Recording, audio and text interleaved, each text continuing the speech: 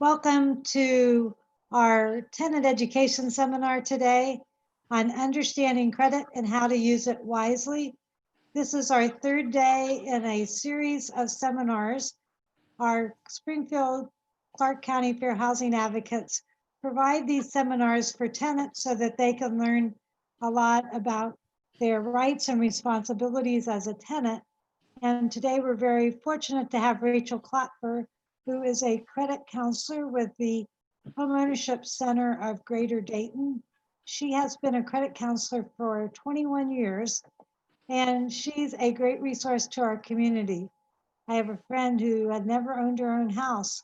After she visited Rachel, she learned about her credit. She was able to pay off her debt, start saving, improve her credit score, and now she owns a house which she had rented previously. So anyway, that's a great resource. And she's very appreciative of Rachel, as I am too, because I like to refer people to her to help them get out of debt.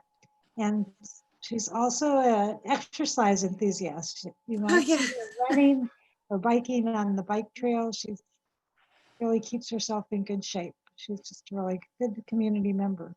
So we're really happy to have her here today, and she's going to talk about understanding your credit. So thank you, Rachel. Right.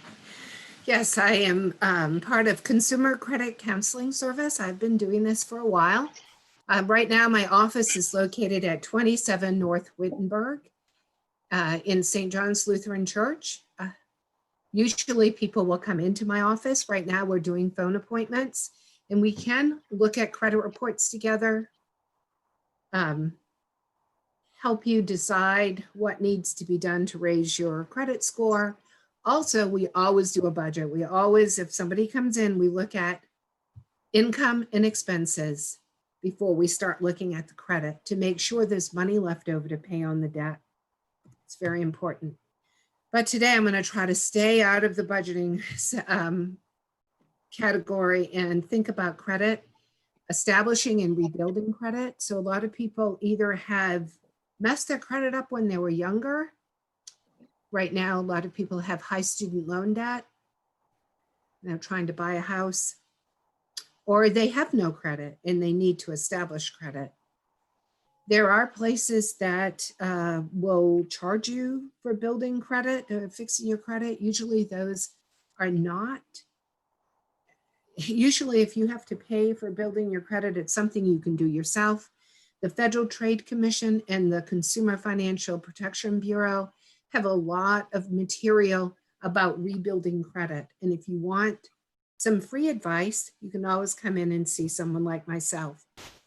Credit reports, credit score, managing, and then the collections and credit laws that people have heard a lot about credit right now because of Credit Karma. A lot of people know what their score is, but they don't realize that if they get their score on Credit Karma, you can actually get your full credit report for Experian. No, this one you can't get, Equifax and TransUnion. And right now, during the COVID-19 until July of 2021, you are able to pull your credit report, not your credit score, but a free credit report once every week until July of 2021. And I don't think that this website has that. This PowerPoint has the website at annualcreditreport.com, which is the credit, how you can pull your credit report usually once a year at no charge. It has been, now you can use that website to pull your credit report once every 7 days. And that is free, and it is not a hard pull. It's just to see where you stand with your credit. If you're doing a special payment plan on your house or car because of COVID-19, you can actually look at it and see how they're reporting your payments. So credit reports help employers and insurance companies know what you've done in the past. So to predict what you're going to do in the future, that's why credit is important. Of course, you need it to buy a house or a car. College education usually does not pull your credit report if you're looking for those federally based student loans. But if you do have to look in the private sector, they are going to pull your credit, and you will need a cosigner if you're 18 to 21, usually while you're in school. For a private student loan, you usually need a cosigner because you don't have any income yourself to pay it back. Capital to start a business, being lent money to start a business.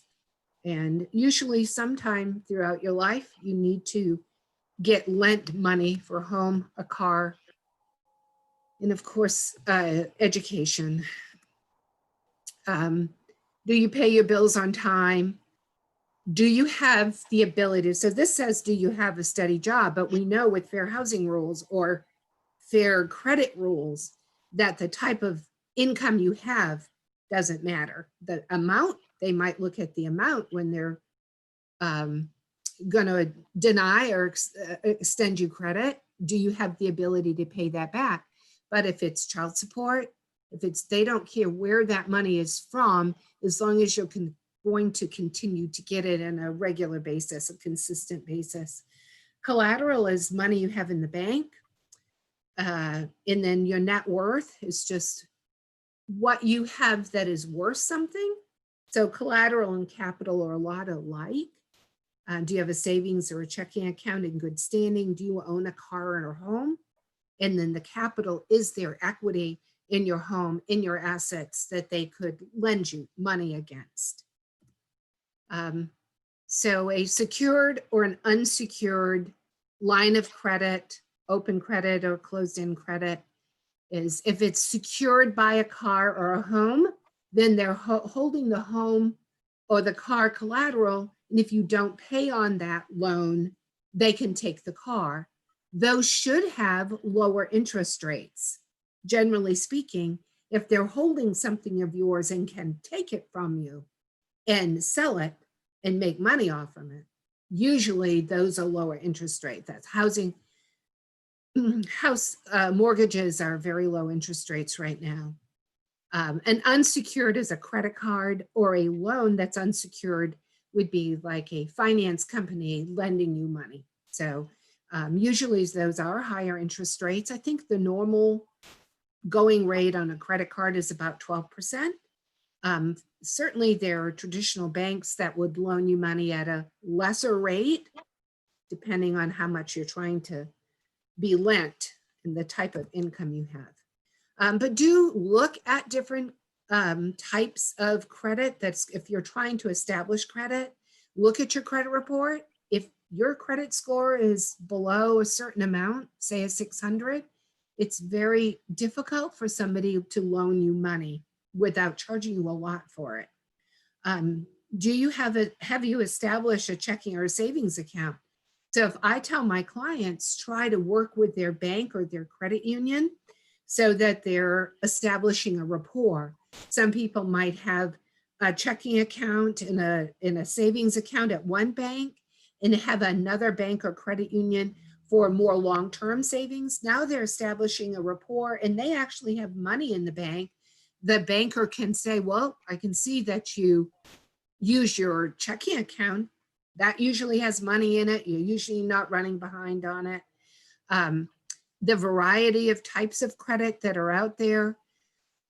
The other problem I see, and this seems to be with the advent of Credit Karma, one of Credit Karma is the applying for too much credit at once. So one of Credit Karma is the way they can stay open and give you that credit report is they have a lot of ads on their app or their website. They do a lot of advertisement.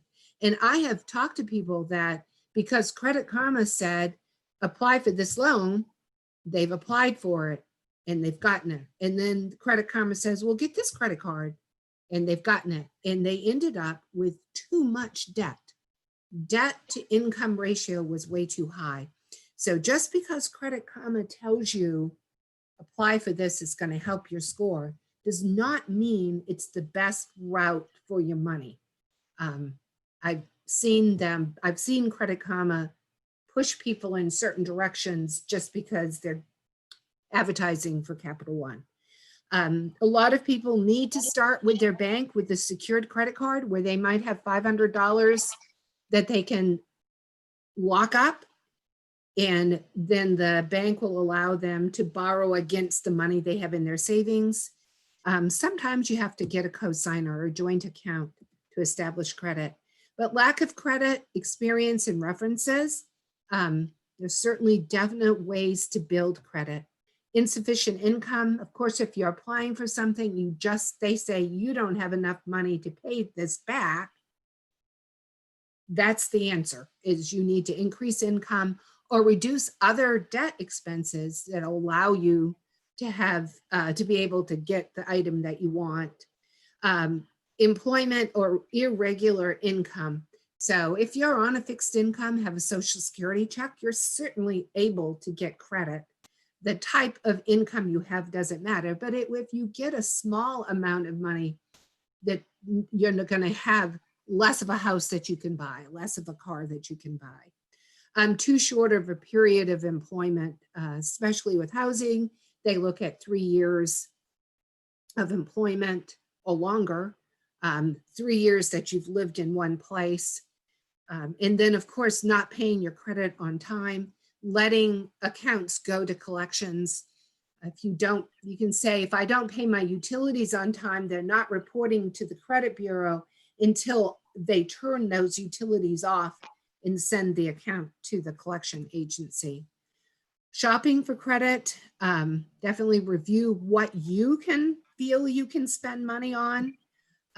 I would tell my clients, if they're thinking of credit cards, to have a credit card for ease and convenience, but to pay it off in full every month, or to, if you're going to extend the payment, have a 3-month payment, or say, you say, I can pay this off in the next couple months, pay more than the minimum payment. The APR is the annual percentage rate. So I can have a client with a interest rate of 12%, but if they have a monthly fee on that credit card, their actual annual percentage rate, so their interest rate might be 12%, but with their APR, if they're being charged $15 a month to hold on to that credit card, that APR jumps up. And you should be able to look at the APR to compare different products. Annual fees or monthly fees, rewards that you might get. We're always looking for a credit card that's going to pay us back some money, cash back, or rewards where you can get a gift card to a restaurant or a Kohl's or something, and balance transfer fees. So a lot of people are saying, should I go to this 0% interest? And you have to think of the balance transfer fees. Is there a cost to transferring the money? And then just because they say they're going to give you a credit card for up to $10,000 does not mean you're going to get that credit for $10,000. So I'll have somebody that will open up a credit card with a 0% interest. They might have $10,000 on one credit card, but the next credit card is only willing to take $2,500 of that. So it didn't help them as much as they thought it was going to. But what is a credit report? It's just a database that's reporting. If I owe Wells Fargo for my house, then Wells Fargo is reporting my payment history, how much I was lent for the house, what my payment is, also what I've paid off is going to show that. They do have some ways to track more of, they're trying to encourage people to pay more than the minimum on credit card debt. And so there's a way to track those people that do pay lump sums, and they charge on their credit card and they pay it off. They're now tracking that information, and it's helping people build credit where in the past, maybe not so much. So lenders, employers very seldom, well, employers use it to make decisions, but banks, credit unions, your house, your car, and then collection agencies. If you don't pay for something, medical bills, they're going to be reported on your credit report. And the reason it's good to see what your credit report is, not just the score, but to look at your report, because that's when you can fix things. And as Nancy was saying, I'm more than happy to help people dispute errors on their credit report, look at ways to get help on medical bills. Maybe maybe the insurance didn't pay. Will the insurance company still pay on that bill? Sometimes if you catch it within a year or two, the insurance company pays it and it just disappears off your credit report. But your credit report, the TransUnion, Equifax, and Experian are gathering the data, and yes, they can make mistakes, but mainly when you dispute something, you're disputing the way Bank of America is reporting your credit, or Kohl's is reporting your payment history. Usually you're not disputing, sometimes you have to, but usually it's not the credit reporting agencies that you're disputing. So there are a lot of questions surrounding credit reports. And definitely inaccurate information that's why the government says we need to look at our credit report. That's why during this time of COVID-19, they're saying pull it once a year, once a month, once a week. Floors me that you can do that. Usually it's once a year, but until July of next year, you can pull it every week. And that you do not have to have a COVID-19 reason to pull it. Nancy can pull hers. She's not sick. I'm not sick, but I can pull it, even though I haven't lost my job due to COVID-19, fortunately for me. But there are a lot of things that are tracked in a credit report, and there are a lot of things that are not tracked in a credit report.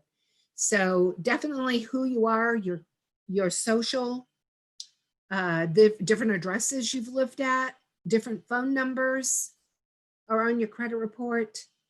Definitely your credit history. Every time you apply for credit, it's reported as an inquiry. It's why a lot of people will refrain from getting a credit card when they're shopping somewhere and they say, would you like to apply for a credit card? Usually the answer is no, because those credit cards in general have an interest rate above 20%. And they know what they're doing when they're asking lots of people, like every time you make a purchase, to get a credit card, because they know they're going to get interest off from you. Employment history is on there, yep, but they're not your criminal background check, not your medical bills, your medical information. So your old bills are on the credit report, but not why you were at the Columbus Radiology, not why you were at the emergency room. And if you call on that, sometimes they won't give you why you were there. You have to call the original creditor. Buying habits and transaction data. Definitely if you are buying something online or on credit, then it's reported, but not what you're buying. Not every transaction.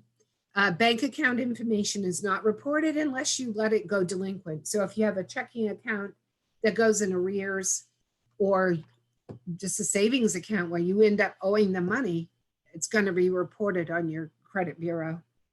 Credit reporting agency is going to report it. And credit risk scores are not stored. They're generated every time you pull a credit report. Personal information. This is just a mock-up of a credit report with what every credit report you pull looks different. So it's like just somebody came up with this. Personal information. I've seen some where the personal information is at the end. Public record sometimes is at the end.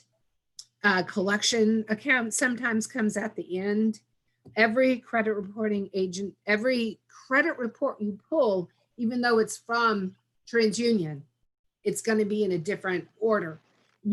It is a lot of work to look through those credit reports, and the free credit report that you get through annualcreditreport.com, again, it's annualcreditreport.com, is many pages long. And if you need help looking at that credit report, I am willing to go through that credit report with you and look at it and decide what you think it needs to be disputed and what you think you might owe. And then, of course, it says credit history and trade lines. Trade lines are the bank, the gas card that you have, the department store, and then inquiries are on there for 2 years. This is changing a lot. Generally speaking, accounts in good standing are on there for quite some time. 7 years, if you have from the date of first delinquency is where bad things fall off. That's why people have this 7-year in their head. Bankruptcy is something that stays on longer. Credit score is just a number that summarizes the risk, a snapshot right now. So like I say, if I pull a credit score right now and I pull one 2 weeks from now, my score might change even though it's the same score. It gives the lenders a tool to see whether they want to lend to you. And definitely that credit score does affect your ability to get a loan or a credit card, as well as the price you pay for it. So that's why having a good credit score is important, because it can save you money. It is a quantification of odds that a borrower will become seriously delinquent in repaying over time. This is what goes into it. This is actually a FICO score. I did just FICO.com, and I think they said they had 40 different scores that they do. Different Equifax, TransUnion, and Experian both have different scores for different reasons, cars. And this is generally speaking, if your score is at above a 700, this is somebody with a score of 650, whereas Tony has a score of 750. Interest rate for Tony versus the interest rate for Judy. And I believe this was a new automobile over 3 years. And now they're doing automobiles over 7 years. It's another issue. And just if you have a subprime loan, you're going to pay more money for it. Your super prime means you're above, at 800 or above. This is again for a used car with an average payment of, it just shows the difference in what you're paying on an item. That definitely was a car. This does have the annual creditreport.com. And again, you can pull a credit report once a week with that. Simple mistakes that lower your score, of course, paying bills late, having too much credit, having too much owed on it. Just because somebody's lending you $1,000 doesn't mean you want to be up at 1,000. You want to have it under 250. Just paying the minimum. They're tracking that now. Numerous increase throughout the year. Not periodically checking your credit report. So when you check it yourself, you pull a credit report yourself, that is not an inquiry. That's just a soft pull. Not alerting creditors that you've changed where you live. You might not get your bills on time. And paying only the minimum. Signs you may be overextended, paying only the minimum, using a lot of balance transfers. You're just transferring the money and you're not paying it off. We do see that happen. Next month's bill has arrived and you haven't paid this month's bill. And that would be for utilities as well. It can be a real hassle running to catch up to pay your bills. Having credit cards that are at the limit, applying too often, using cash advances to meet your obligations,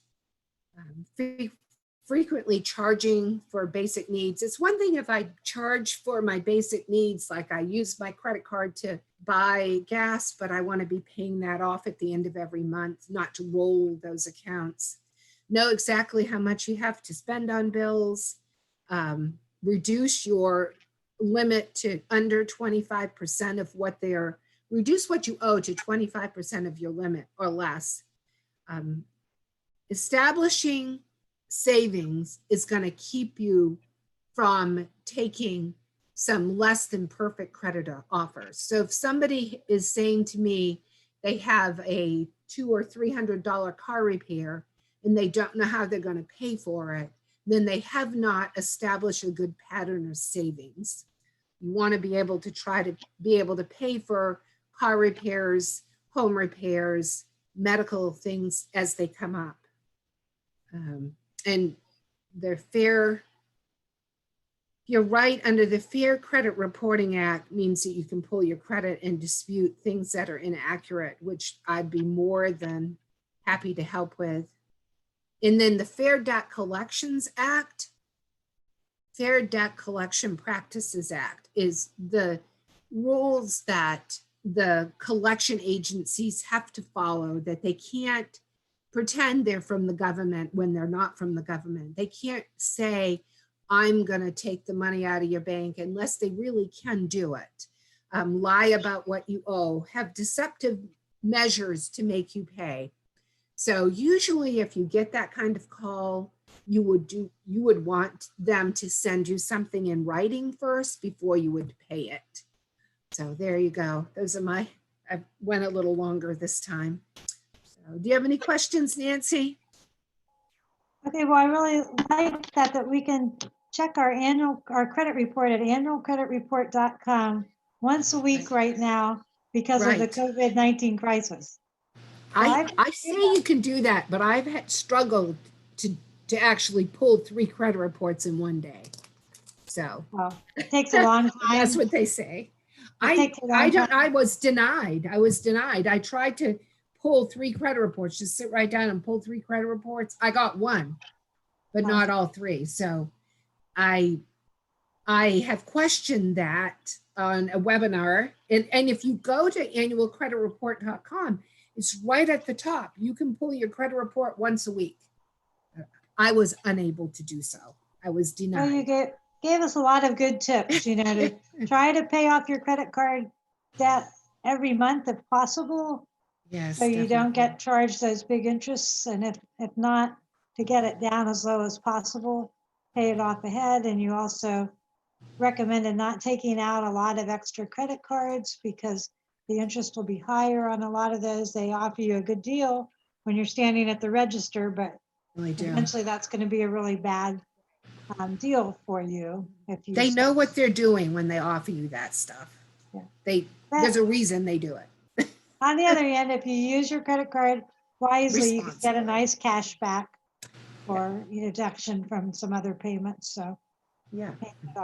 Well, thank you again, Rachel. And this seminar will be live on YouTube.